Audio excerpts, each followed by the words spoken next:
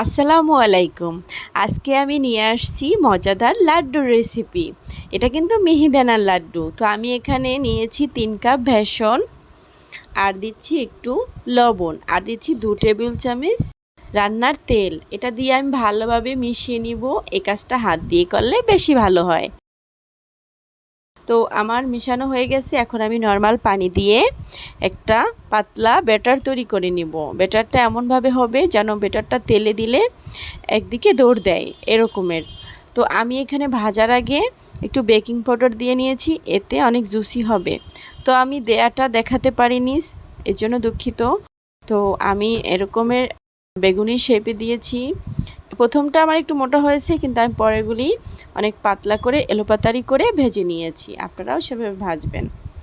তো এই যে দেখুন, এখন আমার এই ভাজা এগুলি হয়ে গেছে। এখন আমি একটা ব্লেন্ডার জারে সবগুলি সিঁড়ি সিঁড়ে টুকরো করে দিব। এগুলি কিন্তু মচমচে, তো এগুলো ব্লেন্ড করে তারপরে আমি দেখাচ্ছি।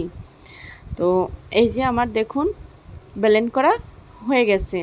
আমি এরকম সবগুলো ব্লেন্ড করে নিয়েছি। এখন আমি যেটা করব, একটা প্যানে আমি কাপ দিয়েছি চিনি, দিয়েছি একটু ফুড কালার, আর দিয়েছি এলাচি গুঁড়া, আর একটু পানি দিয়ে এখন আমি এটা বলক আসা অবধি অপেক্ষা করব। তো বলক চলে আসছে, একটু জাল করে নিয়েছি।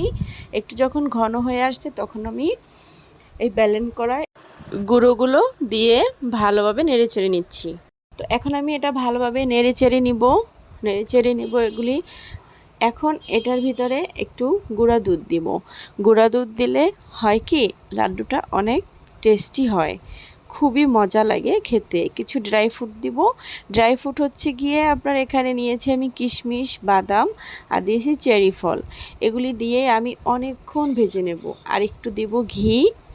তো ঘিটা কিন্তু অসাধারণ লাগে, এই ঘিটা অবশ্যই দিবেন, এটা কোনোভাবে স্কিপ করবেন না। ঘি দিলে হয় কি, খুবই সুন্দর একটা ফ্লেভার আসে, আর লাড্ডুটা খেতে অসাধারণ একটা টেস্ট। তো শুকনো হয়ে গেছে, আমি একটা ট্রেতে উঠিয়ে নিয়েছি।